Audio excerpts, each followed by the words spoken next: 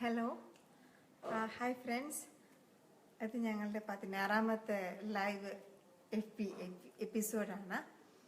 ഇന്നത്തെ ഞങ്ങളുടെ ഞങ്ങളുടെ വിഷയം എന്ന് പറഞ്ഞാൽ സഹനങ്ങൾ എന്തിന് ദൈവം നമുക്ക് നൽകുന്നു, അതിനെ നമുക്ക് എങ്ങനെ അതിജീവിക്കാം, അതിനോട് എങ്ങനെയാണ് നമ്മൾ പ്രതികരിക്കേണ്ടത് എന്നുള്ള ഒരു വിഷയമാണ് മനസ്സിലുള്ളത്.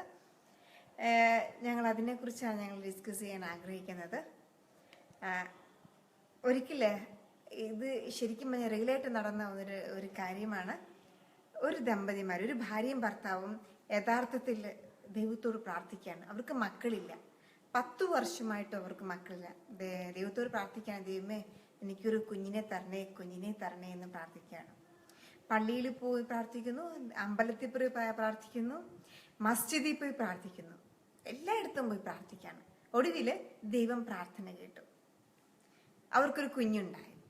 10 വർഷത്തിന് ശേഷം കുഞ്ഞുണ്ടായത് ഒരു ഓട്ടിസം ബാധിച്ച ഒരു കുട്ടിയായിരുന്നു. അപ്പൊ കുട്ടി ജനിച്ചപ്പോ അവർ വീണ്ടും ദൈവത്തോട് പ്രാർത്ഥിച്ചു, എന്തിനാണ് ദൈവമേ സഹനത്തിന്റെ മേൽ സഹനം ഞങ്ങൾക്ക് നൽകുന്നത്? എന്തിനാണ് ഞങ്ങൾ ഇനി ഇങ്ങനെ കഷ്ടപ്പെടുത്തുന്നത്? എന്തിനാണ് ഞങ്ങളെ ഇങ്ങനെ ദുരിതങ്ങൾ അനുഭവിപ്പിക്കുന്നത്? ഞങ്ങൾ എന്ത് തെറ്റ് ചെയ്തു എന്നാണ് ദൈവത്തോട് ചോദിക്കുന്നത്. ഇത് നമ്മുടെ പലരുടെയും മനസ്സിലുള്ള ഒരു ചോദ്യം തന്നെയാണ്. നമ്മൾ പലരും ഇപ്പൊ ഇത് കേട്ടുകൊണ്ടിരിക്കുന്ന അല്ലെങ്കിൽ കണ്ടുകൊണ്ടിരിക്കുന്ന പലരുടെയും മനസ്സിൽ അല്ലെങ്കിൽ പലരുടെയും ജീവിതത്തിൽ പല പല പല പല വിഷമങ്ങൾ, പല സാഹചര്യങ്ങൾ, പല സഹിക്കാൻ പറ്റുന്നില്ല അപ്പുറമുള്ള പല പല സാഹചര്യങ്ങൾ നമ്മൾ അനുഭവിച്ചു പോകുന്നുണ്ട്. കഴിഞ്ഞ 2-3 ആഴ്ചകളായിട്ട് ഞാനും അനുഭവിച്ചുകൊണ്ടിരിക്കുന്ന ഒരു കാര്യം തന്നെയാണ്. ഒരുപാട് വിഷമങ്ങളായിരുന്നു എൻ്റെ ജീവിതത്തിൽ, എൻ്റെ ലൈഫിൽ ഒരുപാട് സങ്കടങ്ങളിലായിരുന്നു. പക്ഷേ അതിനേക്ക് എനിക്ക് ഓവർകം ചെയ്യാൻ പറ്റി എന്നുള്ളതാണ് ഏറ്റവും വലിയ കാര്യം എന്ന് പറഞ്ഞു കഴിഞ്ഞാൽ. അത് എങ്ങനെ നമുക്ക് ഓവർകം ചെയ്യാം, അതിനെങ്ങനെ നമുക്ക് തരണം ചെയ്യാം എന്നുള്ളതാണ്. അപ്പൊ ചേട്ടായിയെ, ഇങ്ങനെ നമ്മൾ അതിജീവിക്കുന്ന ഓരോ സഹനങ്ങളെ നമുക്ക് എങ്ങനെ അതിജീവിക്കാൻ പറ്റും? അത് എന്തുകൊണ്ടാണ് ദൈവം നമുക്ക് സഹനങ്ങൾ തരുന്നത്? ചേട്ടായിക്ക് എന്താ പറയാനുള്ളത്? ഒന്ന് പറഞ്ഞു കൊടുക്കാവോ പാവം പ്രേക്ഷകരോട്? ഞങ്ങളുടെ കുടുംബ കൂട്ടുകാർക്ക് ഒരു ചെറിയ ഇടവേളയ്ക്ക് ശേഷം വീണ്ടും ഈ FB കുടുംബ കൗൺസിലിംഗിലേക്ക് സ്വാഗതം. ചോദ്യം വളരെ സിമ്പിളാണ്. അതായത് ഒരുപാട് ആഗ്രഹിച്ച് പ്രാർത്ഥിച്ചു, ഒരു കുഞ്ഞിന് വേണ്ടി പ്രാർത്ഥന കേട്ടു. വയറ്റിൽ കുഞ്ഞായിരുന്നപ്പോൾ പ്രാർത്ഥിച്ച ദൈവങ്ങൾക്കെല്ലാം ഒരുപാട് ഗിഫ്റ്റുകൾ അങ്ങോട്ട് കൊടുത്തു. പക്ഷെ പ്രസവിച്ചു കഴിഞ്ഞപ്പോഴാണ് കുഞ്ഞ് ഓട്ടിസം ബാധിച്ചതെന്നറിയുന്നത്. അവർ വന്ന് കരയുമ്പോൾ ഞങ്ങൾ എങ്ങനെ അവരെ ആശ്വസിപ്പിക്കും? പ്രേക്ഷകർ ചിന്തിച്ചു നോക്കിയേ, എങ്ങനെ നമുക്ക് ഇവരെ ആശ്വസിപ്പിക്കാൻ പറ്റും? ഇതാണ് ചോദ്യം. ഒറ്റ മറുപടി തന്നോട്ടെ ജിജിയോടും കേൾക്കുന്നവരോടും. സഹനത്തിന് വ്യക്തമായ ഒരു ഡെഫിനിഷൻ ഇന്ന് വരെയും തരാൻ ഒരു മഹാന്മാർക്കും പറ്റിയിട്ടില്ല. അതായത് ദൈവമോ ദേവതയോ പ്രവാചകന്മാരോ അമ്പിയാക്കളോ മുർസലീങ്ങളോ നബിമാർ, ഇതൊന്നുമല്ല ചോദ്യം. ഒരാൾക്കും വ്യക്തമായിട്ട് സഹനം ഇന്നതുകൊണ്ടാണെന്ന് പഠിപ്പിക്കാൻ പറ്റിയിട്ടില്ല. ഒരു ക്രിസ്ത്യാനി എന്ന നിലയിൽ എനിക്ക് ഒറ്റ വാക്കേ പറയാൻ പറ്റുള്ളൂ, സഹനം ഒരു മിസ്റ്ററിയാണ്. ഒരു മിസ്റ്ററിയാണ്. മിസ്റ്ററി എന്ന് പറഞ്ഞാൽ അതൊരു രഹസ്യമാണ്. നമ്മൾ പെസഹ രഹസ്യം എന്ന് പറയാറില്ലേ, കുരിശൊരു രഹസ്യമാണെന്ന് പറയാറില്ലേ, വിശ്വാസം ഒരു രഹസ്യമാണെന്ന് പറയാറില്ലേ? പൗലോസ്ലീഹ പറഞ്ഞു കുടുംബജീവിതവും ഒരു രഹസ്യമാണെന്നാണ് പറഞ്ഞത്. അതും മനസ്സിലാക്കാൻ പാടാന്നാ പറഞ്ഞിരിക്കുന്നത്. പൗലോസ്ലീഹ അങ്ങനെ പറഞ്ഞത്, കുടുംബജീവിതം അതൊരു രഹസ്യമാണെന്ന് പറഞ്ഞിരിക്കുന്നത്. അപ്പം അങ്ങനെ കുറെ രഹസ്യങ്ങളുടെ കൂട്ടത്തിൽ ഒരു രഹസ്യമാണ് ഭൂമിയിൽ മനുഷ്യൻ അനുഭവിക്കുന്ന കഷ്ടങ്ങൾ. എങ്കിലും ഒരുപാട് ധ്യാന കേന്ദ്രങ്ങളിലൂടെ സഞ്ചരിച്ച്, ഒരുപാട് രാജ്യങ്ങളിൽ സഞ്ചരിച്ച്, ഒരുപാട് ക്ലാസ്സുകൾ അറ്റൻഡ് ചെയ്തപ്പോൾ 4-5 കാരണങ്ങളാണ് ഇവരെല്ലാം പഠിപ്പിക്കുന്നത് കണ്ടത്. അതൊന്ന് പ്രേക്ഷകർക്ക് അറിയാവുന്ന കാര്യം തന്നെ ഒന്ന് ഓർമ്മയിൽ കൊണ്ടുവരാൻ ഞാൻ ശ്രമിക്കുന്നു. ഒന്ന്, ക്രിസ്ത്യാനികൾ പൊതുവെ പറയും ഈ പ്രകൃതിയിലുള്ള എല്ലാ പ്രശ്നത്തിനും അടിസ്ഥാന കാരണം ആദി പാപമാണെന്ന് പറയും. ആദമും ഹവ്വയും തെറ്റ് ചെയ്തു, അവിടെ മുതൽ എല്ലാം തകരാറിലായ ഒരു ലോകമാണ്. അതുകൊണ്ടാണ് ഇത് ലോകപാപം എന്ന് പറയും, ആദി പാപം എന്ന് പറയും. അതുകൊണ്ടാണ് പ്രശ്നം എന്ന് പറയും. ഇതൊരു ഗ്രൂപ്പ്. ഇനി രണ്ടാമത്തെ ഒരു ഗ്രൂപ്പ്, ചില ധ്യാന കേന്ദ്രങ്ങളിൽ ഒരു ബിസിനസ് പോലെ നടത്തുന്ന ഒരു പരിപാടി ഞാൻ കണ്ടത് എന്നാണെന്നറിയോ? പൂർവ്വപിതാക്കന്മാരുടെ ശാപബന്ധനം മൂലമാണ് ഈ പ്രശ്നം ഉണ്ടാവുന്നതെന്ന് പറയും. ഈ ഓട്ടിസം ബാധിച്ച കൊച്ചുണ്ടാകാൻ കാരണം ഇതിന്റെ അമ്മയുടെയോ അപ്പന്റെയോ 2 തലമുറയിൽ 4 തലമുറയിൽ ആരൊക്കെയോ കൊള്ളരുതാത്തവരുണ്ടായതുകൊണ്ട് ഇങ്ങനെ ഉണ്ടായി എന്ന് പഠിപ്പിക്കുന്ന വേറൊരു ഗ്രൂപ്പിനെ ഞാൻ കണ്ടു. മൂന്നാമതൊരു ഗ്രൂപ്പിനെ കണ്ടത് എന്നാന്നറിയോ? അത് ഈ കർമ്മഫലത്തിൽ വിശ്വസിക്കുന്ന ഹൈന്ദവരിലാണ് കണ്ടുപിടിച്ചത്. എങ്ങനെയാണെന്നറിയോ? ഈ ഓട്ടിസം ബാധിച്ച് ജനിച്ച കുഞ്ഞ് കഴിഞ്ഞ ജന്മത്തിൽ എന്തൊക്കെയോ തെറ്റ് ചെയ്തിട്ടുണ്ട്, അതിന്റെ ശിക്ഷയാണ് അനുഭവിക്കുന്നത്. ഇങ്ങനെ പല കാരണങ്ങളാ പറയുന്നത്. ആദിപാപം എന്ന് പറയുന്നു, പൂർവ്വപാപം എന്ന് പറയുന്നു, അവനവന്റെ പാപം എന്ന് പറയുന്നു, ഇങ്ങനെ പലതും പറഞ്ഞിട്ട് ജനങ്ങളെ ആശ്വസിപ്പിക്കാൻ നോക്കുന്നു. അതിനുവേണ്ടി ഒരുപാട് മന്ത്രകാഴ്ചകൾ നടത്തിയിട്ട് അവരെ അതിൽ നിന്ന് രക്ഷപ്പെടുത്താൻ നോക്കുന്നു. ഇങ്ങനെ കുറെ സംഭവങ്ങളാണ് ഞാൻ കണ്ടത്. പക്ഷെ ഇതൊന്നും എനിക്ക് വ്യക്തമായി മനസ്സിലാക്കാൻ പറ്റിയിട്ടില്ല. ഇതെല്ലാം ശരിയാണോ തെറ്റാണോ എന്ന് ചോദിച്ചാൽ ശരിയാണെന്ന് പറയാനും ഞാൻ ആളല്ല, തെറ്റാണെന്ന് പറയാനും ഞാൻ ആളല്ല. കാരണം ആദിപാപം മൂലമാണ് ഇതെല്ലാം തകരാറിലായെന്ന് പറഞ്ഞാൽ ക്രിസ്തുവിന്റെ മരണത്തിന് അർത്ഥമില്ലാണ്ടായി. അവിടെ ഒരു പ്രശ്നം വരുന്നുണ്ട്. പൂർവ്വജന്മ പാപം മൂലമാണ് കൊച്ചുങ്ങൾ ഇങ്ങനെ സഹിക്കുന്നതെന്ന് പറഞ്ഞാൽ ദൈവം നീതിമാനല്ലാണ്ടാവും. കാര്യം എന്റെ ഗ്രാൻഡ് ഫാദർ ചെയ്തതിന് എന്നെ ഇട്ട് ശിക്ഷിക്കുന്നത് ന്യായമോ അന്യായമോ എന്ന് ചോദ്യം വരും. ദൈവത്തിന്റെ നീതിയെ ചോദ്യം ചെയ്യേണ്ടി വരും. പിന്നെ എന്റെ തന്നെ കഴിഞ്ഞ ജന്മത്തിലെ പാപം എന്ന് പറഞ്ഞു കഴിഞ്ഞാൽ ഞാൻ പുനർജന്മത്തിൽ വിശ്വസിക്കേണ്ടി വരും. ഇതെല്ലാം പ്രശ്നമായി കിടക്കുകയാണ്. ഒരുപാട് തിയോളജിക്കൽ എറർ ഉള്ള ഒരു വിഷയമാണിത്. എന്നാൽ എനിക്ക് വ്യക്തിപരമായിട്ട് എന്ത് പറഞ്ഞുതരാൻ പറ്റുമെന്നാണല്ലോ ജിജിയുടെ ചോദ്യം. മറുപടി വളരെ സിമ്പിൾ ആയിട്ട് പറയാം. ഈശോയും ശിഷ്യന്മാരും കൂടെ ഒരു വഴിക്ക് ഇങ്ങനെ നടന്നു പോകുമ്പോൾ ജന്മന അന്ധനായ ഒരു മനുഷ്യനെ ഇവർ കണ്ടു. ജന്മന അന്ധൻ. അപ്പൊ ഇവരെല്ലാം കൂടി ഈശോയോട് ഒരു ചോദ്യം ചോദിച്ചു, ഗുരുവേ, ഇവൻ ആരുടെ പാപം മൂലമാണ് ഇങ്ങനെ ജന്മന അന്ധനായത്? ഇവന്റെ പാപം മൂലമോ ഇവന്റെ മാതാപിതാക്കളുടെ അല്ലെങ്കിൽ പൂർവ്വജന്മ പാപം മൂലമോ എന്നൊക്കെയാ ചോദിക്കുന്നത്. അതിന് മറുപടി ഈശോ പറഞ്ഞത് ഇവന്റെ പാപം മൂലവുമല്ല, ഇവന്റെ പൂർവ്വപിതാക്കന്മാരുടെ പാപം മൂലവുമല്ല, ഇവനിൽ ദൈവ മഹത്വം വെളിപ്പെടാൻ വേണ്ടിയാണെന്ന് പറഞ്ഞു. അതാണ് രസം. ഇവനിൽ ദൈവ മഹത്വം വെളിപ്പെടാൻ വേണ്ടി. ഈ പറഞ്ഞത് എനിക്ക് ഓട്ടിസം ബാധിച്ച ആ കുഞ്ഞിന്റെ അപ്പനോടും അമ്മയോടും പറയാൻ പറ്റും. എന്തുകൊണ്ട് കുഞ്ഞിനെ ഇങ്ങനെ ആയെന്ന് ചോദിച്ചാൽ ഒരു പക്ഷേ നിങ്ങൾ ആത്മാർത്ഥമായി ദൈവനാമം വിളിച്ച് പ്രാർത്ഥിക്കുമ്പോൾ കൊച്ചിന് സൗഖ്യം കിട്ടുമ്പോൾ അത് ദൈവനാമ മഹത്വത്തിന് കാരണമായി മാറാം. അപ്പൊ നമ്മുടെ ജീവിതത്തിൽ വരുന്ന സഹനങ്ങൾക്കൊക്കെ ചില സമയങ്ങളില് നമ്മൾ ദൈവത്തെ മഹത്വപ്പെടുത്താൻ വേണ്ടി ചില സമയം നമുക്കൊരു കഷ്ടങ്ങൾ വരുന്നു, ദുരിതങ്ങൾ വരുന്നു എന്നാണ് ചേട്ടായി പറഞ്ഞു. ചില സഹനങ്ങൾ, എല്ലാ സഹനത്തെയും ഞാൻ അതിലല്ല എണ്ണിയിരിക്കുന്നത് ഇപ്പോഴും. അപ്പൊ ആ സഹനങ്ങൾ നമ്മൾ ദൈവത്തെ വിളിച്ച് പറയുമ്പോൾ, ദൈവത്തെ മഹത്വപ്പെടുത്തുമ്പോൾ അവിടെ നമുക്ക് ഒരു സഹനങ്ങൾക്കൊരു ആദ്യം തന്നെ സംഭവിക്കുന്നത് ഒരുത്തൻ ദൈവത്തെ വിളിച്ചിട്ട് ദൈവമേ ഇതിൽ നിന്ന് എന്നെ വിടുതൽ തരണമെന്ന് പറയുമ്പോഴേക്ക് തന്നെ അവന് ദൈവം ഒരു മനഃശക്തി കൊടുക്കും ആ സാഹചര്യത്തെ അതിജീവിക്കാനുള്ള. സംഭവം പിടികിട്ടിയോ?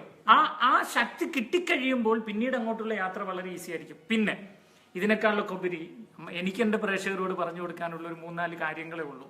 ഒന്ന്, ഈ നമ്മള് പ്രകൃതി പ്രശ്നങ്ങൾ ഉണ്ടാക്കുന്നത് ആദിപാപം ഉണ്ടെന്ന് പറഞ്ഞ് തള്ളുന്നതിന് പകരം അത് ഞാൻ തന്നെ ഉണ്ടാക്കുന്നതെന്ന് ചിന്തിക്കാൻ ഓരോരുത്തർക്കും പറ്റണം. കാരണം നമ്മളുടെ ഫാക്ടറിയിൽ നിന്ന് പുറത്തേക്ക് ഇറക്കുന്ന പുകയും വാഹനങ്ങൾ മൂലം നമ്മൾ പുറത്തേക്ക് ഇടുന്ന പുകയും അതുപോലെ തന്നെ ഫാക്ടറികളിലെ മലിനമെല്ലാം നമ്മൾ പുഴയിലേക്ക് തള്ളുന്നതും കണ്ട പാടങ്ങളെല്ലാം നമ്മൾ മണ്ണിട്ട് നികത്തി വലിയ വലിയ ബിൽഡിംഗ് പണിയുന്നതും സകല പ്ലാസ്റ്റിക്കുകളും നമ്മൾ പ്രകൃതിയിലേക്ക് വലിച്ചെറിയുന്നതും ഇതൊക്കെ കൊണ്ടാണ് പ്രകൃതിയിൽ പല പ്രശ്നങ്ങളും. ഇന്നിപ്പം നമ്മൾ അനുഭവിക്കുന്ന ഈ ഗ്ലോബൽ വാർമിങ്ങും വെള്ളമില്ലാത്ത അവസ്ഥയും മഴയില്ലാത്ത അവസ്ഥയും ഒക്കെ ആദം പാപം ചെയ്തുകൊണ്ടെന്നൊന്നും പറഞ്ഞ് തള്ളിക്കളയണ്ട. ഇത് എന്റെയും നിങ്ങളുടെയും കയ്യിലിരിപ്പുണ്ടെന്ന് പറയണം. എന്നിട്ട് നമ്മൾ ചുമ്മാ പഴിക്കാണ്, ദൈവമേ നീ എന്തിനു എനിക്ക് സഹനങ്ങൾ തരുന്നു എന്നല്ല. നമ്മൾ ചെയ്തു വെക്കുന്ന ചില കാര്യങ്ങൾക്കുള്ള റിഫ്ലക്ഷൻ ആണ് നമ്മുടെ ജീവിതത്തിൽ നമുക്ക് സംഭവിക്കുന്നത്, അല്ലെ? കുറെയൊക്കെ ഒരു 80% നമ്മൾ തന്നെയാണ് പ്രകൃതിയെ ദുരിതത്തിലാക്കുന്നത്. അതിൽ നിന്ന് മാറാൻ നമ്മൾ മാക്സിമം ശ്രമിക്കുക. എന്തിനേറെന്നറിയോ, ഈ HIV AIDS ഇങ്ങനെയൊക്കെയുള്ള പല രോഗങ്ങൾ പോലും മനുഷ്യൻ ലാബിൽ പരീക്ഷണാർത്ഥം ക്രിയേറ്റ് ചെയ്ത വൈറസ് ആണ് പറയപ്പെടുന്നത്. അപ്പൊ അങ്ങനെ പലയിടത്തും വായിക്കാനും കേൾക്കാനും ഇടയായി. ഈവൻ സിക്കയെ കുറിച്ച് പോലും അതിങ്ങനെ ഏതോ ലാബിൽ ഉണ്ടാക്കിയതാണെന്നൊക്കെ പറയുന്നു. അപ്പം ഇങ്ങനെയുള്ള പ്രശ്നങ്ങളിലൂടെ മനുഷ്യൻ കടന്നു പോകുന്ന കാലം മനുഷ്യൻ തന്നെ മനുഷ്യന് നാശങ്ങള് വലിച്ചു. നിങ്ങൾക്കറിയാവോ, അമേരിക്കയിലെ കറങ്ങുന്ന വൈറ്റ് ഹൗസിൽ ഇരുന്ന് അവരാരെങ്കിലും ഒരു ബട്ടൺ അമർത്തിയാൽ ഈ ഭൂമി പോലെയുള്ള 150 ഗ്രഹങ്ങള് ചാമ്പലാക്കാൻ കഴിയുന്ന അണുവായുധം അമേരിക്കയിൽ മാത്രം ഉണ്ടെന്ന് പറയുന്നു. അണുവായുധം. ഈ ഭൂമി പോലെയുള്ള പല ഗ്രഹങ്ങളും ഒരേ സമയത്ത് ഇതുപോലെ ഏതെല്ലാം രാജ്യത്തിൽ എന്തെല്ലാം ഉണ്ട്. അപ്പൊ മനുഷ്യന്റെ പ്രവൃത്തിയിലുള്ള പ്രശ്നം കൊണ്ട് തന്നെയാണ് ഒരു പരിധിവരെ ഈ പ്രകൃതിയിൽ നമ്മൾ കാണുന്ന എല്ലാ കഷ്ടങ്ങളും. അതുകൊണ്ട് മാക്സിമം നിങ്ങൾ പ്രകൃതിയെ സ്നേഹിക്കുക. എന്റെ കൂട്ടുകാരോട് ഉള്ളു തുറന്ന് പറയാനുള്ളതാണ്. പ്ലാസ്റ്റിക്കുകളൊക്കെ വലിച്ചെറിയാതിരിക്കുക, അതുപോലെ തന്നെ മാലിന്യങ്ങളെല്ലാം അവിടെ ഇവിടെ നിക്ഷേപിക്കാതിരിക്കുക, അതുപോലെ തന്നെ മഴവെള്ളമൊന്നും വെറുതെ പാഴാക്കാതിരിക്കുക. നമ്മളെ കൊണ്ട് പറ്റുന്ന മാക്സിമം പ്രകൃതിയോട് നമ്മൾ ചെയ്യുക. എനിക്കൊന്ന് പറയാനുണ്ട്, നമ്മൾ ആദമിനെയും ഹവ്വനെയും കുറ്റപ്പെടുത്തുമ്പോഴും ഈ ആദമിനെയും ഹവ്വനെയും തോട്ടത്തെ കാക്കാനാ ദൈവം നിലനിർത്തിയിരിക്കുന്നത്. ഈ ഭൂമിയെ മുഴുവനും സംരക്ഷിക്കേണ്ട ഉത്തരവാദിത്വം ഭൂമിയിലെ നിവാസികളായ മനുഷ്യർക്കാണ്.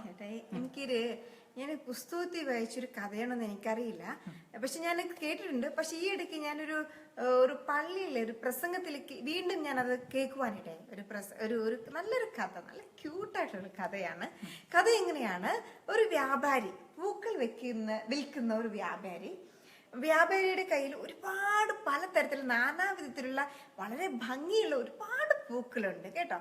അപ്പോൾ അതില് ഓർക്കിഡ് ഉണ്ട്, ആമ്പൽപ്പൂവും ഉണ്ട്. ആമ്പൽപ്പൂ എന്ന് പറഞ്ഞാൽ ചേറിൽ വളർന്ന പൂവാണ്. ഓർക്കിഡ് എന്ന് പറഞ്ഞു കഴിഞ്ഞാൽ വളരെ അലങ്കൃതമായ ആഡംബരമായിട്ട് നമ്മൾ സൂക്ഷിക്കുന്ന വളരെ വില പിടിച്ചിട്ടുള്ള പൂക്കളാണ്. വളരെ ബംഗ്ലാവില് അല്ലെങ്കിൽ വലിയ വലിയ ഓഫീസുകളുടെ ഫ്രണ്ടില് അങ്ങനെയൊക്കെ നമ്മൾ സൂക്ഷിക്കുന്ന 5 സ്റ്റാർ ഹോട്ടലുകളുടെ ഫ്രണ്ടിലൊക്കെ സൂക്ഷിക്കുന്ന പൂവാണ് ഓർക്കിഡ് എന്ന് പറഞ്ഞു കഴിഞ്ഞാൽ. അപ്പോ ഓർക്കിഡ് ആമ്പലിനെ നോക്കി പറഞ്ഞു, ഛേ, നീ ചേറ്റിൽ വളർന്ന പൂവാണ്, നിന്നെ ആര് വിലയ്ക്ക് വാങ്ങാനാണ്? എന്നെ നോക്കൂ, ഞാൻ എത്ര കാണാൻ ഭംഗിയുള്ളവരാണ്. ഞാനാണെങ്കിൽ 5 സ്റ്റാർ ഹോട്ടലിലാണ് എന്നെ എല്ലാരും മേടിച്ചുകൊണ്ട് പോകുന്നത്, അല്ലെങ്കിൽ വലിയ വലിയ ബംഗ്ലാവിന്റെ മുന്നിലാണ് എന്റെ സ്ഥാനം. നിന്നെ മേടിക്കാൻ ആരാണ് വരിക? നീയോ ചേറ്റിൽ വളർന്നത് എന്ന് പറഞ്ഞു. ആമ്പൽപ്പൂ ഒന്നും മിണ്ടിയില്ല. രാവേറെയായി, വൈകുന്നേരമായപ്പോ ആരും ഓർക്കിഡിനെ മേടിക്കാൻ വന്നില്ല. വൈകുന്നേരമായപ്പോ ഒരു പൂജാരി, അമ്പലത്തിലെ പൂജാരി വന്നു. അമ്പലത്തിലെ പൂജാരി വന്നിട്ട് ആമ്പൽപ്പൂക്കളെ മേടിച്ചു. ആമ്പൽപ്പൂക്കളെ മേടിച്ചിട്ട് പൂജാരിക്ക് വേണ്ടിയിട്ട് പൂജ ചെയ്യാനായിട്ട് അമ്പലത്തിലേക്കിട്ട് കൊണ്ടുപോയി. അമ്പലത്തിലേക്ക് കൊണ്ടുപോകാൻ വഴി ആമ്പൽപ്പൂ ഓർക്കിഡിനെ നോക്കി പറഞ്ഞു, ഞാൻ ചേറ്റിൽ വളർന്നതാണെങ്കിലും ദൈവത്തിന് എന്നെയാണ് ഏറ്റവും പ്രിയം. നീ ഒരു പക്ഷെ വലിയ പിടിപ്പുള്ളവനായിരിക്കാം, നീ ഒരു പക്ഷെ ബഹുമാനനായിരിക്കാം മറ്റുള്ളവരുടെ മുമ്പിൽ, നീ ഒരു പക്ഷെ വലിയ അലങ്കൃതനായിരിക്കാം മറ്റുള്ളവരുടെ മുന്നിൽ, പക്ഷേ ദൈവത്തിന് എന്നെയാണ് ഇഷ്ടം, അതുകൊണ്ടാണ് ദൈവം എന്നെ തിരഞ്ഞെടുത്തത് എന്ന്. ഇതുകൊണ്ട് ഞാനും പറയുന്നു, ഒരു പക്ഷേ നമ്മൾ ചേറ്റിൽ വളർന്നതാണെങ്കിലും, നമ്മൾ കുപ്പയിൽ വളർന്നതാണെങ്കിലും, നമ്മൾ ജനിച്ച സാഹചര്യം, നമ്മൾ വളർന്ന സാഹചര്യം, നമ്മൾ ഇപ്പൊ ജീവിച്ചിരിക്കുന്ന സാഹചര്യം ഒക്കെ വളരെ വ്യത്യസ്തമാണ്, വളരെ വിഷമമുള്ളതാണെങ്കിലും ഒരുപക്ഷെ ദൈവത്തിന് നമ്മളെ ആയിരിക്കും പ്രിയങ്കരം. വളരെ അലങ്കൃതമാണെന്ന് ആഡംബരമാണെന്ന് കരുതുന്ന ഓർക്കിഡിനെ പോലുള്ള പൂക്കളൊക്കെ നമ്മുടെ മുന്നിൽ ഒരിക്കലും ലജ്ജിച്ച് തലതാഴ്ത്തുന്ന ദിവസം വരും. അതുകൊണ്ട് വിഷമിക്കണ്ട കേട്ടോ, കാത്തിരിക്കുക എന്നുള്ളതാണ്. രണ്ടാമത് എനിക്ക് പറയാനുള്ളത്, ഇങ്ങനെ വിഷമിക്കുന്നവരോട് വൂണ്ടഡ് ഹീലർ ആവാനാ പറയാനുള്ളത്. അതായത് ഒരു വിഷമത്തിലൂടെ കടന്നു പോകുന്ന ആള് ബാക്കിയുള്ളവരുടെ വിഷമം ഒപ്പി മാറ്റാൻ വേണ്ടി ശ്രമിക്കുക. ഇപ്പൊ വസ്ത്രമില്ലാതെ കഷ്ടപ്പെടുന്നവർ ബാക്കിയുള്ളവർക്ക് വസ്ത്രം എത്തിച്ചു കൊടുക്കാൻ വേണ്ടി ശ്രമിക്കുക. ഭവനമില്ലാതെ കഷ്ടപ്പെടുന്നവർ ഇല്ലാത്തവർക്ക് ഉണ്ടാക്കി കൊടുക്കാൻ വേണ്ടി അധ്വാനിക്കുക. ഉള്ളവരും ഇല്ലാത്തവരും അതുപോലെ മറ്റുള്ളവരുടെ സഹനത്തിൽ നിന്ന് അവരെ രക്ഷപ്പെടുത്താൻ വേണ്ടി ശ്രമിക്കുന്നത് ഒരു നല്ല ക്യാരക്ടർ ആയിരിക്കും. അവിടെ മുതൽ നമ്മുടെ പ്രശ്നങ്ങൾക്ക് വിടുതൽ ഉണ്ടായി തുടങ്ങും. അതുപോലെ തന്നെ ചേട്ടാ, ഈ സഹനമില്ലാത്ത ജീവിതം നമുക്കുണ്ടോ? ഈ ഭൂമിയിൽ ഒരിക്കലും ഇല്ല. അതായത് ഇവിടെ വന്ന പ്രവാചകന്മാരും സഹിച്ചു, ദൈവങ്ങളും സഹിച്ചു, ദേവതകളും സഹിച്ചു, എല്ലാവരും സഹിച്ചു. അപ്പൊ നമുക്ക് സഹനമില്ലാത്ത ജീവിതം തരണമേ എന്നല്ല നമ്മൾ ദൈവത്തോട് പ്രാർത്ഥിക്കാം. ആ സഹനത്തെ അതിജീവിക്കാനുള്ള ശക്തി ഞങ്ങൾക്ക് നൽകണമേ എന്നൊരു പ്രാർത്ഥന. അങ്ങനെയല്ലേ നമ്മൾ പ്രാർത്ഥിക്കുന്നത്? തീർച്ചയായും. മൂന്നാമത്, അപ്പൊ നമ്മൾ പ്രകൃതിയെ ദ്രോഹിക്കാതിരിക്കുക, മറ്റുള്ളവരുടെ സഹനത്തിൽ നിന്ന് അവരെ രക്ഷപ്പെടുത്താൻ നമ്മൾ ശ്രമിക്കുക. മൂന്നാമത്, നമുക്ക് തന്നെ നമ്മൾ സഹനം കൊടുക്കാതിരിക്കുക. എങ്ങനെയെന്ന് ചോദിച്ചാൽ, ഒരുപാട് കള്ളു കുടിക്കുകയും ഡ്രഗ്സ് എടുക്കുകയും ബ്ലൂ ഫിലിം കാണുകയും കുടുംബം തകർക്കുകയും ഇങ്ങനെയൊക്കെ ചെയ്യുമ്പോൾ എന്താ സംഭവിക്കുന്നതെന്നറിയോ? നമ്മൾ നമ്മളെ തന്നെ നശിപ്പിക്കുകയും തകർക്കുകയും ചെയ്യുന്നത്. അപ്പൊ 3 തരത്തിലാണ് നമ്മൾ ഇതിനോട് പ്രതികരിക്കേണ്ടത്. പ്രകൃതിയിൽ ബുദ്ധിമുട്ടൊന്നും ഇല്ലാതിരിക്കാൻ നമ്മൾ ശ്രമിക്കുക, മറ്റുള്ളവർക്ക് ബുദ്ധിമുട്ടൊന്നും കൊടുക്കാതിരിക്കുക, നമുക്ക് തന്നെ നമ്മൾ ബുദ്ധിമുട്ടൊന്നും കൊടുക്കാതിരിക്കുക. ഇത് ഓരോ വ്യക്തികളും സൂക്ഷിച്ചാൽ ഒരു പരിധിവരെ പ്രകൃതിയിലുള്ള അല്ലെങ്കിൽ ഭൂമിയിലുള്ള സഹനങ്ങളെ തുടച്ചു മാറ്റാൻ നമുക്ക് സാധിക്കും. ഞാനൊരു കാര്യം പറഞ്ഞോട്ടെ ചേട്ടായെ, ഈ സഹനം എന്ന് പറയുന്നത് അത് it's a part of our life. അതായത് നമ്മുടെ ജീവിതത്തിന്റെ ഒരു ഭാഗം തന്നെയാണ്. ഇംപെർഫെക്റ്റ് വേൾഡില് നമ്മളെ പെർഫെക്റ്റ് ആക്കാൻ വേണ്ടി ദൈവം നൽകുന്ന ചെറിയ ചെറിയ ഒരു കുസൃതിയായിട്ടാണ് എനിക്ക് തോന്നുന്നത്. നമ്മളിപ്പോ ഒരു തേയിലേനെ പ്രൂൺ ചെയ്യാറില്ലേ, കാപ്പിത്തോട്ടത്തെ പ്രൂൺ ചെയ്യാറില്ലേ, ഏതിനെയും നമ്മൾ ഏത് വൃക്ഷത്തെയും നമ്മൾ പ്രൂൺ ചെയ്യാന്ന് പറഞ്ഞാൽ വെട്ടിയൊരുക്കുമ്പോ നമുക്ക് ഒരുപാട് ബലഭൂഷ്ടി ഉണ്ടാവും അല്ലെ? അതുപോലെ നമ്മുടെ ജീവിതത്തിൽ വെട്ടിയൊരുക്കലാണത്. അത് നമുക്ക് അക്സെപ്റ്റ് ചെയ്യാൻ പറ്റണം. അതിനെ നമ്മൾ അല്ലാതെ അക്സെപ്റ്റ് ചെയ്യാൻ പറ്റാതെ നമ്മൾ അതിനെ നെഗ്ലക്ട് ചെയ്യുക അല്ലെങ്കിൽ തിരസ്കരിച്ച് നമ്മൾ ബഹളം വെക്കുമ്പോൾ നമുക്ക് ഒരിക്കലും നമ്മൾ വിചാരിക്കുന്ന ഫലം നമുക്കുണ്ടാവില്ല.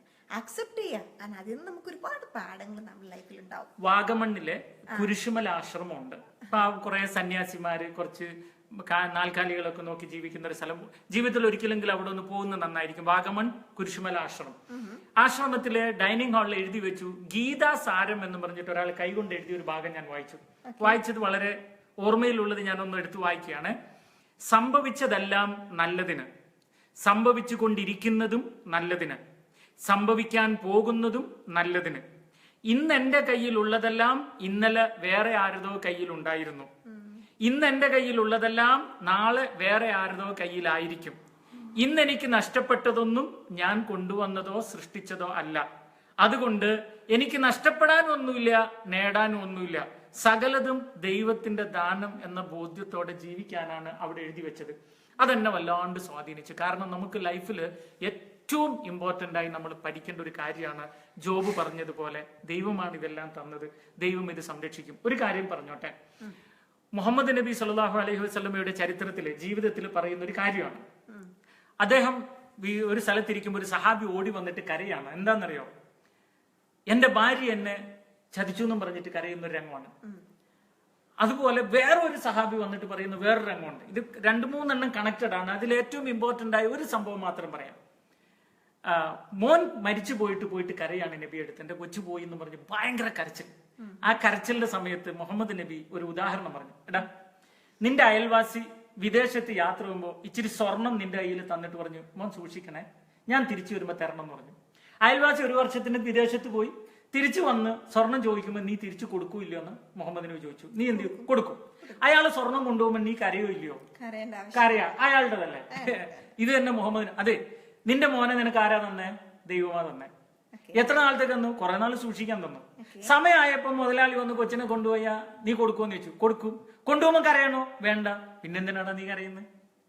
ഇതാണ് ഒരു സമർപ്പണ മനോഭാവം. ഈ ജീവിതത്തിൽ ഈ ഒരു തരത്തിലേക്ക് ജീവിക്കാൻ, ഓരോ സഹനത്തെയും അക്സെപ്റ്റ് ചെയ്ത് ജീവിക്കാൻ നമുക്ക് സാധിക്കണം. ബൈബിളിന് ഈ സഹനത്തെക്കുറിച്ചുള്ള ഭാഗം പിന്നീട് ഒരു എപ്പിസോഡിൽ വ്യക്തമായി പഠിപ്പിക്കും. കാരണം എല്ലാം കൂടെ ഒരേ എപ്പിസോഡിൽ പഠിപ്പിക്കാൻ പറ്റില്ലല്ലോ. ഖുർആനിൽ നിന്ന് ഒരൊറ്റ ആയത്ത്, അത് 2-ാമത്തെ അധ്യായമാണ്, 155-ാമത്തെ വാക്യമാണ്, ആയത്താണ്. വലനബ്ലുവന്നകും ബിശൈഇൻ മിനൽ ഖൗഫി വൽ ജുഇ വനഖ്സിൻ മിനൽ അംവാലി വൽ അൻഫുസി വസമറാത്ത് വബശ്ശിരി സ്വാബിരീൻ. മലയാളത്തിൽ വായിച്ചോട്ടെ. കുറച്ചൊക്കെ ഭയം, പട്ടിണി, ധനനഷ്ടം, ജീവനഷ്ടം, വിപനഷ്ടം എന്നിവ മുഖേന നിങ്ങളെ നാം പരീക്ഷിക്കുക തന്നെ ചെയ്യും. അള്ള പറയാം, അത്തരം സന്ദർഭങ്ങളിൽ ക്ഷമിക്കുന്നവർക്ക് സന്തോഷ വാർത്ത അറിയിക്കുക.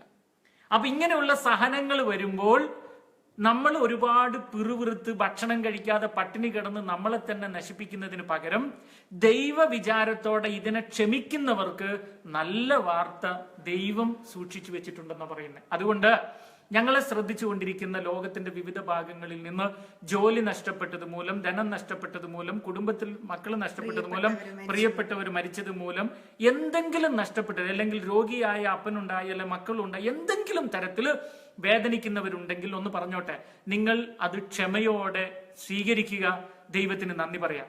ആ ഓട്ടിസം ബാധിച്ചു വന്ന ഫാമിലിയോട് അവര് വേദനിച്ചിരിക്കുമ്പോൾ ഞാൻ പറഞ്ഞു ഒരു കാര്യമുണ്ട്. എന്നാന്നറിയോ? കോടിക്കണക്കിന് മനുഷ്യരെ ദൈവം ഇങ്ങനെ പരതി ദൈവത്തിന്റെ ഓട്ടിസം ബാധിച്ച ഒരു കുഞ്ഞിനെ സംരക്ഷിക്കാനുള്ള ഒരു മാതാപിതാക്കളായി. അങ്ങനെ ദൈവം കണ്ടെത്തി നിങ്ങളെ ഒരു മാതാപിതാക്കളായി. നിങ്ങൾക്ക് ഈ കുഞ്ഞിനെ കെയർ ചെയ്യാനുള്ള കഴിവുണ്ടെന്ന് വേറെ ഒരു മനുഷ്യർക്കും ഇല്ലാത്ത ചില കഴിവ് നിങ്ങൾക്കുള്ളത് കൊണ്ടാ നിങ്ങളുടെ കയ്യിൽ ദൈവം ഈ ഉണ്ണീനെ ഏൽപ്പിച്ചിരിക്കുന്നത്. നിങ്ങൾക്ക് സ്നേഹത്തോടെ നോക്കാൻ പറ്റില്ലേ? കണ്ണീരോടെ ആണെങ്കിലും അവർ പറഞ്ഞു ഞങ്ങളെ. ഈ ഒരു മനോഭാവമാണ് നമ്മൾ സ്വീകരിക്കേണ്ടത്. ഒന്നും കൂടെ പറഞ്ഞാൽ, ഒരു വിശുദ്ധൻ പ്രാർത്ഥിച്ചതുപോലെ, എന്റെ ജീവിതത്തിൽ എനിക്ക് മാറ്റാൻ പറ്റുന്ന കാര്യങ്ങൾ മാറ്റാനുള്ള കൃപ നീ തരണേ, മാറ്റാൻ പറ്റാത്ത കാര്യങ്ങൾ അക്സെപ്റ്റ് ചെയ്യാനുള്ള ശക്തിയും നീ എനിക്ക് തരണേ എന്നാണ് പ്രാർത്ഥന. അപ്പൊ ഞങ്ങളിപ്പോ നിർത്തുന്നതിന് മുന്നേ പറയുന്നത് എന്താണെന്ന് വെച്ചാല്, സഹനങ്ങള് ജീവിതത്തിന്റെ ഒരു ഭാഗം തന്നെയാണ്. അല്ല, എക്സ്പെക്ട് ചെയ്യുക നമ്മുടെ പ്രോബ്ലംസ് അല്ലെങ്കിൽ പ്രശ്നങ്ങളെ നമ്മൾ എക്സ്പെക്ട് ചെയ്യുക. ഇംപെർഫെക്റ്റ് വേൾഡിൽ നമ്മൾ കൂടുതൽ പെർഫെക്റ്റ് ആക്കുവാൻ വേണ്ടിയിട്ട്, അല്ലെങ്കിൽ കൂടുതൽ നല്ല രീതിയിൽ ജീവിക്കുവാൻ, നല്ല അനുഭവത്തിൽ ജീവിക്കാൻ, കൂടുതൽ നന്മകൾ നൽകുവാൻ, കൂടുതൽ സമൃദ്ധികൾ നൽകുവാൻ വേണ്ടിയിട്ടാണ് സഹനങ്ങൾ നൽകുന്നത്. ഒരു കല്ല് കടന്നാല് അതിലൊരു ശില്പം ഉണ്ടെന്ന് നമുക്കറിയില്ലല്ലോ. കല്ല് കൊത്തി കൊത്തി കൊത്തി അതിലൊരുപാട് വേദനിക്കും. കൊത്തി കൊത്തി കൊത്തി ചീളുകളെല്ലാം കുത്തി കഴിയുമ്പോഴും നല്ലൊരു ശില്പമായി മാറുന്നത് ഇല്ലേ? അതുപോലെ നമ്മളുടെ ജീവിതത്തിലും ചില കൊത്തലുകൾ അല്ലെങ്കിൽ ആവശ്യമാണ്. ചില വ്യക്തിഗത ഭാഗങ്ങൾ ചെത്തി കളിയുക, പ്രൂൺ ചെയ്യുക ആവശ്യമാണ്. അങ്ങനെ പ്രൂൺ ചെയ്യുമ്പോൾ മനുഷ്യരെല്ലാവരും ആദരിക്കുന്ന രീതിയിൽ, ബഹുമാനിക്കുന്ന രീതിയിൽ, നമ്മൾ പോലും ഏറ്റവും കൂടുതൽ ഇഷ്ടപ്പെടുന്ന രീതിയിൽ നമുക്കൊരു ലൈഫ് കിട്ടും. അതിന് കുറച്ച് വേദനകൾ ആവശ്യമാണ്, സഹനങ്ങൾ ആവശ്യമാണ്. അതെല്ലാവരുടെയും ദൈവങ്ങളുടെ പോലും ജീവിതത്തിൽ അതുണ്ട് എന്നുള്ളതാണ്. അക്സെപ്റ്റ് ചെയ്യുക. എന്താണെങ്കിലും അക്സെപ്റ്റ് ചെയ്ത് നമ്മളിത് പലരെയും വൈരാഗ്യമില്ലാതെ വിദ്വേഷമില്ലാതെ ക്ഷമിക്കുമ്പോഴാണ് കൂടുതൽ സമൃദ്ധി നമ്മുടെ ലൈഫിൽ കിട്ടുക. ഞാൻ എൻ്റെ റിയൽ ലൈഫിൽ നിന്നാണ് ഞാൻ പറയണത്. കഴിഞ്ഞ 2-3 ആഴ്ചയായിട്ട് ഞാൻ പോലും വളരെ വേദനയോടുകൂടി അനുഭവിക്കുന്ന എൻ്റെ ഹൃദയത്തിൽ നിന്നാണ് ഞാൻ പറയുന്നത്. ഒരുപാട് വേദനയുണ്ട് ഞങ്ങളുടെ ലൈഫിലാണെങ്കിൽ തന്നെ. ആ വേദനയിൽ നിന്നാണ് സംസാരിക്കണത്. അങ്ങനെ സംസാരിക്കുമ്പോൾ എനിക്ക് തോന്നുന്നു ഒരുപാട് സമൃദ്ധി കിട്ടാറുണ്ട്. ഞാനത് അക്സെപ്റ്റ് ചെയ്തിട്ട് മറ്റുള്ളവർക്ക് അത് ഷെയർ ചെയ്യുമ്പോൾ ഒരുപാട് നല്ല കാര്യങ്ങൾ സമൃദ്ധമായിട്ട് ദൈവം ഞങ്ങൾ അനുഗ്രഹിക്കുന്നതായിട്ട് തോന്നുന്നു. അല്ലേ ചേട്ടാ? യെസ്. സർവശക്തനായ ദൈവത്തിന്റെ കൃപ, സമാധാനം, അനുഗ്രഹം ഇന്നും എന്നും നിങ്ങളോട് കൂടെ ഉണ്ടായിരിക്കട്ടെ. നമ്മൾ വലിയ നോമ്പിന് വേണ്ടി ഒരുങ്ങുന്നു. നോമ്പുമായി ബന്ധപ്പെട്ട് പ്രത്യേക ക്ലാസ്സുകൾ ഉണ്ടാകുന്നതായിരിക്കും. ആമേൻ. ആമേൻ. Thank you.